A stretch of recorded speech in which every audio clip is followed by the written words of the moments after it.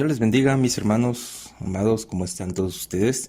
Bueno, vamos a ver rápidamente algunos conceptos sobre el bautismo y vamos a ver algunos bautismos de lo cual la Biblia nos enseña. Como todos ustedes saben, la palabra bautismo quiere decir inmersión. Entonces, cuando hablamos de bautismo, estamos hablando de inmersión, estamos hablando de que vamos a entrar a, ¿verdad?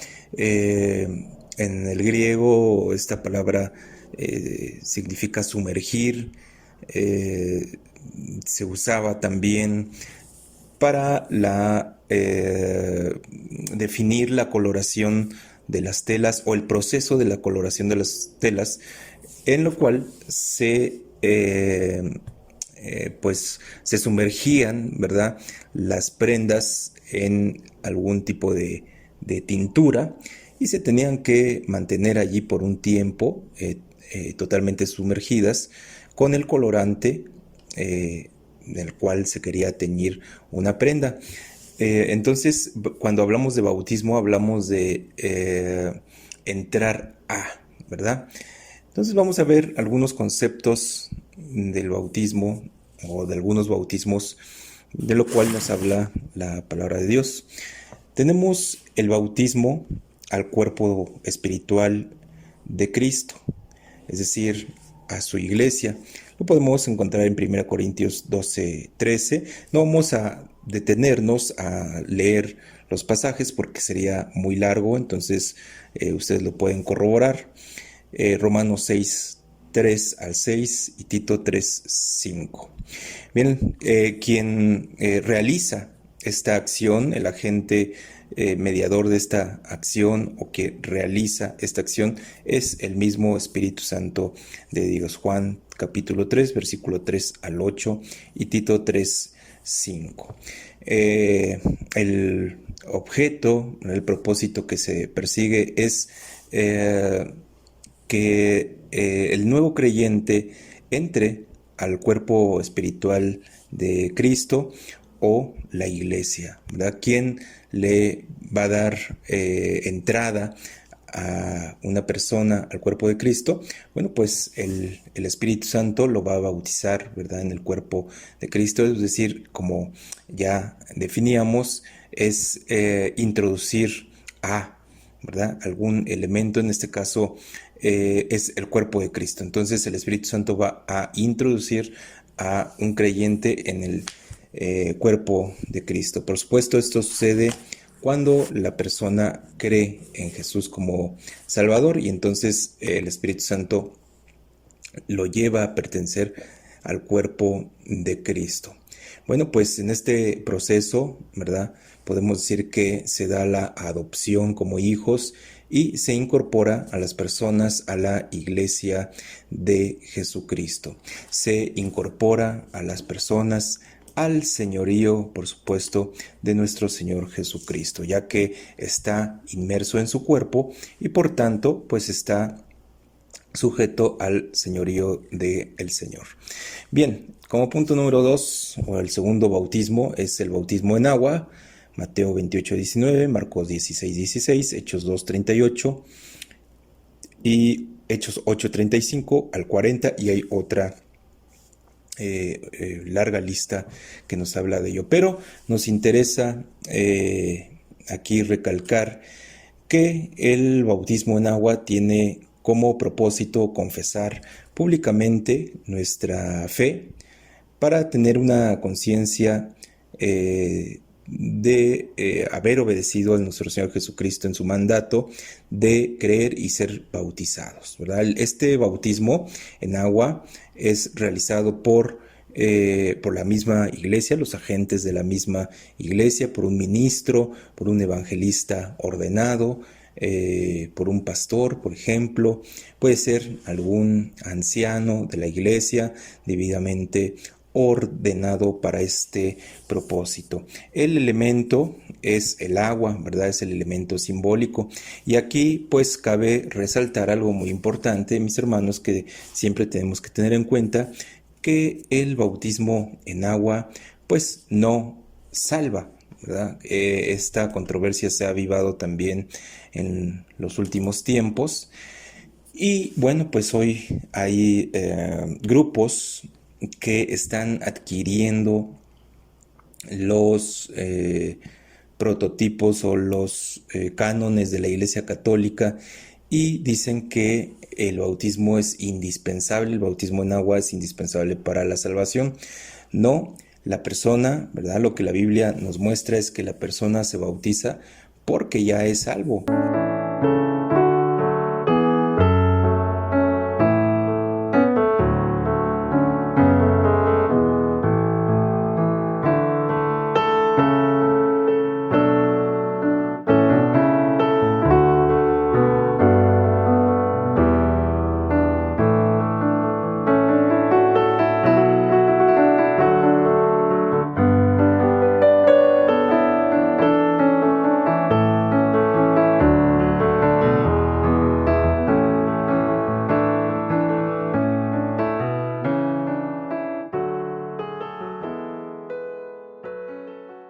La persona no se bautiza para creer, sino la persona se bautiza porque creyó, ¿verdad? Esto es algo muy importante y muy claro, ¿verdad? Entonces, la Iglesia cristiana no consideramos que el bautismo de la salvación, sino lo que nos da la salvación es el acto de creer y depositar nuestra confianza en el Señor Jesucristo como nuestro Señor y como nuestro Salvador. El creer que Él llevó todos nuestros pecados y que ahora somos justificados en Él. En Marcos 16, 15 en adelante dice: y él les dijo: id por todo el mundo y predicar el evangelio a toda criatura. El que creyere y fuere bautizado será salvo, mas el que no creyere será condenado. Como podemos ver, la condicional para ser salvos es creer, porque nos damos cuenta que en el segundo momento de este pasaje, ¿verdad? En la parte B de este pasaje, dice: mas el que no creyere será condenado. Es decir, no dice mas el que no se bautizase. Aquí el bautismo no se repite como en la primera parte, que es parte de la obediencia al Evangelio, pero no es una condicional para la salvación. Bien, también tenemos el bautismo en el Espíritu Santo, que viene después de la conversión. Esto lo podemos encontrar en Números 11:29, Mateo 3:11, Hechos 1:5, 2:30, 11:16 y otros pasajes, ¿verdad? Bien, pues quien bautiza, el bautizador en el Espíritu Santo, es el mismo Señor Jesucristo. Mateo 3:11, Lucas 24:49 y Hechos 2:33. Bien, el elemento en el cual estamos siendo inmersos, pues es en el Espíritu Santo, ¿verdad? En el momento en el que creemos, somos introducidos en el Espíritu Santo, porque recuerde que nadie puede llamar a Jesús Señor si no es por el Espíritu de Dios, ¿verdad? Y nadie podríamos iniciar una vida realmente cristiana, una vida de obediencia al Señor, sin la mediación y la fuerza del Espíritu Santo. El hombre por sí mismo tiene una cierta capacidad de determinación, por supuesto, pero Jesús dijo: recibiréis poder.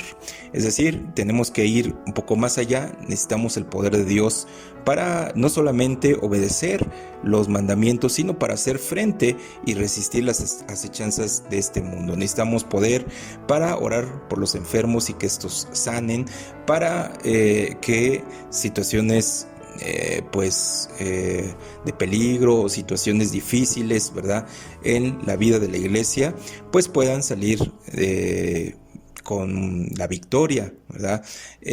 Pero para esto necesitamos el poder. ¿El poder de quién o el poder de qué? Pues el poder del Espíritu Santo. Entonces todo creyente tiene autoridad, la autoridad de Dios, la autoridad del Espíritu Santo, y es necesario que en el momento que crea, la persona sea inmersa, la persona sea llevada al Espíritu Santo, ¿verdad? Que participe ahora del Espíritu Santo. Y esto es el bautismo en el Espíritu Santo.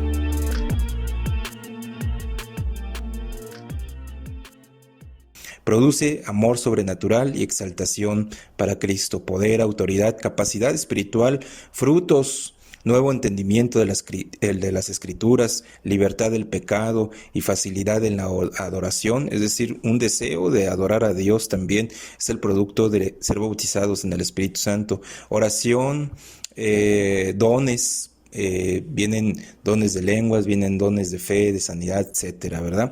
Aunque hay que aclarar, mis hermanos, y esto sí nos tiene que quedar muy clarito, que no necesariamente todos tenemos que hablar en lenguas como evidencia del bautismo en el Espíritu Santo, como señalan nuestros hermanos pentecostales, ya que no tenemos una evidencia clara de ello. Más bien, la evidencia de ser inmersos o bautizados en el Espíritu Santo, pues es la libertad que tenemos en Cristo, el amor fraternal, el poder de Dios, la adoración, ¿verdad? Son mayores evidencias del Espíritu Santo en nosotros. Esto lo podemos corroborar en Hechos 1:8, Romanos 5:5, 1 Corintios 2, 12 al 14 y 2 Corintios capítulo 3. Bien. Como punto número 4, o el cuarto bautismo, del cual nos habla la palabra de Dios, es el bautismo en fuego. Esto es interesante. Lo encontraremos ahí en Mateo capítulo 3, versículo 11, capítulo 4, versículo 1 al 10. Bueno, esto se ha discutido demasiado. Hay muy buenas disertaciones sobre el significado del bautismo en fuego, y miren que esto puede tener incluso, este es un parecer mío, pero creo que hay bases que nos pueden confirmar esta idea, que esto puede tener un sentido histórico. Esto es algo que, pues en lo personal, como pues ahora sí que como teólogo, voy a decirlo así, como teólogo considero que puede tener un significado también histórico. ¿Por qué? Bueno, el significado es amplio del fuego, ¿verdad? Es muy interesante hablar del fuego en la Biblia, pero en este sentido, mis hermanos, cuando se escribe el libro de los Hechos ya se habían dado algunas persecuciones de parte de Nerón, y pues como sabemos, ¿verdad? Muchos cristianos fueron llevados a la hoguera por Nerón, fueron quemados vivos, y la iglesia también tomó este elemento del fuego como un símbolo de prueba, como un símbolo de persecución. Pero por supuesto el elemento del fuego es más amplio. Pues es Dios utilizando las artimañas del diablo y, bueno, pues la presión, la fuerza de este mundo para descarriar al creyente. Fuego también se relaciona, o la vamos a relacionar con refinería. Y en este caso estamos utilizando, ahora que está de moda todo este tema, ¿verdad?, de las refinerías. Bueno, pero refinería es refinar. Y miren qué interesante que nosotros vemos en los pozos petroleros. Yo la verdad pues no sé de este tema, de cómo se refina el petróleo, yo no sabría. pero sí vemos que cuando se extrae ciertos procesos, vemos ciertas llamas de fuego, ¿verdad? Encendidas, como que es parte del fuego de la refinación, de la extracción del petróleo. Y bueno, pues la Biblia lo relaciona con la purificación, con la disciplina personal de Dios, con la preparación para servirle, ¿verdad? En medio de, pues, muchas cosas que nos acontecen en este mundo y que son, pues, difíciles, ¿verdad? De llevar. En nuestra carne es difícil, en el Señor somos victoriosos, pero sí, finalmente, pues, se le relaciona con el sufrimiento también, con la purificación, porque en la Biblia el sufrimiento también nos lleva a ser purificados, ¿verdad? A ser cada vez mejores cristianos. Entonces, aquí está el bautismo de fuego o el bautismo en fuego. Algunos comentaristas dicen que es el bautismo en el sufrimiento del cristiano. Por eso, mis hermanos, el cristiano que no tenga una oposición o que no esté dispuesto a sufrir por el Señor, que no esté dispuesto o siempre esté cediendo ante las circunstancias, siempre esté cediendo que porque mi familiar me criticó, que porque mi trabajo esto, que porque me pasó aquello, que porque me enfermé, que porque me desanimé y cede ante estas cosas, es que no ha eh, pues quizá vivido, ¿verdad? Algunos de los bautismos, por ejemplo, el bautismo en el Espíritu Santo, que es el que nos ayuda para, eh, pues para tener una vida victoriosa. Quizá únicamente se bautizó por una cuestión religiosa, por un sentimiento, pero no por una convicción, porque una verdadera convicción le llevaría necesariamente al bautismo del Espíritu Santo. O es un cristiano débil, es un cristiano apático que siempre se deja llevar por las circunstancias y siempre es vencido por una cosa y por otra, ya sea por las circunstancias, la falta de tiempo, la presión de otras personas, su misma familia, la economía, siempre está siendo vencido por las tribulaciones de este mundo. Y el bautismo en Espíritu Santo y fuego, que como a veces lo señala Juan el Bautista, estos dos elementos juntos, ¿verdad? Espíritu Santo y fuego, es que también Dios nos va a llevar a una purificación de nuestras vidas por medio precisamente de la prueba, porque la prueba produce paciencia. Pero, ¿qué sería una prueba si no sufrimos algo? Si no estamos dispuestos a entregar algo a cambio en nuestra vida espiritual, si no estamos dispuestos a sacrificar absolutamente nada, si todo lo que se nos presenta, primero le damos prioridad y hasta el último al Evangelio, pues esto no vamos a dejar, ¿verdad? Con estas actitudes y con estas acciones, que el Espíritu Santo trate con nosotros de la manera en cómo Él quiere tratar con nosotros, ¿no? Pues permitir que el Señor obre en nuestras vidas es dejar, ¿verdad? Que Él nos lleve por las circunstancias y Él nos lleve en todo este proceso. Entonces el bautismo en fuego, pues mire que pues es bien interesante esta parte de la vida del cristiano. Salmo 66, 10 al 12, Salmo 73, todo el 73, Primera de Corintios 11, 28 al 34, Efesios 5, 26, Hebreos 5, 8, Hebreos 12, 3 al 15, Primera de Pedro 1, 7, Apocalipsis 3, 18. Bueno, pues también podríamos decir que es la participación de la santidad de Dios, vivir de la naturaleza divina, odiar y desechar el pecado. Gálatas 5, 22 al 26, Primera de Tesalonicenses 5, 23, Hebreos 12, 3 al 15, 1 de Pedro 4, 1, 2 de Pedro 1, 3 y 4. Bien, el quinto bautismo, bautismo de sufrimiento. Y esto se relaciona con el de fuego, pero algunos hacen vamos a decir, una separación, como en este caso, que el de fuego es tiene el objeto de purificar, y algunos señalan que somos purificados por medio precisamente de el sufrimiento, ¿verdad? Pero algunos señalan que únicamente tiene el propósito de purificar sin necesidad meramente de que sea por medio del sufrimiento. Por eso mencionamos el bautismo de sufrimiento. Mateo capítulo 20, 22 al 23 y Lucas 12, 50. Voy a dar lectura a Lucas 12:50. Leo desde el 49. Fuego vine a echar en la tierra, ¿y qué quiero si ya se ha encendido?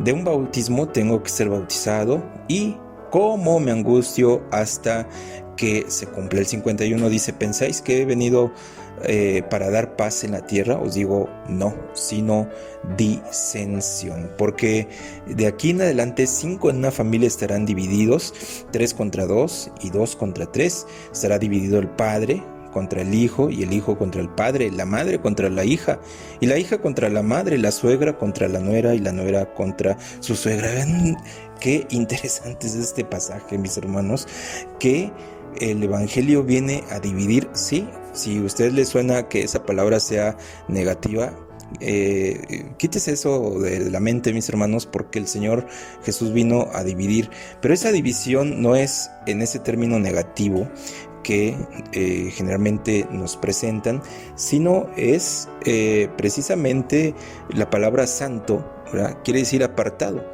¿Y cómo va a haber algo apartado si no hay una división, ¿verdad? Si, por ejemplo, tenemos una fruta, por decirlo, se me ocurre ese ejemplo, tenemos una manzana, y que hay un fragmento de la manzana que está en mal estado, ¿verdad? Bueno, lo que haremos pues es separar, ¿verdad? Separar con un artefacto, con un cuchillo, ese fragmento que está mal de la fruta, y pues para salvar el resto de la fruta, ¿verdad? Entonces, así es esto, mis hermanos. El Señor también viene a hacer divisiones. Y vean ustedes el versículo 53, dice: estará dividido el padre contra el hijo. O sea, es decir, habrá padres de familia que se opongan a que sus hijos busquen de Dios, busquen del evangelio. Sí, ya Jesús lo dijo. Y el hijo contra el padre, al revés, ¿verdad? El padre buscando de Dios y el hijo en rebeldía, el hijo criticando al papá, el hijo oponiéndose a que los papás busquen de Dios, y hacen todo tipo de artimañas para que los papás no vayan al culto, para que atraer la atención de los papás, para desviar su fe.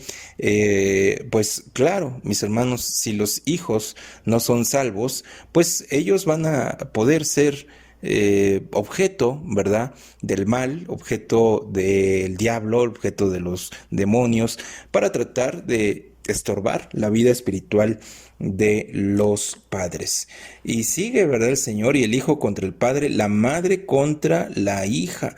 Cuando la mamá, ¿verdad?, se presenta con un aire de pureza y de legalismo religioso o de otra índole, y pues impide, ¿verdad?, que la hija busque de Dios, que la hija vaya al culto.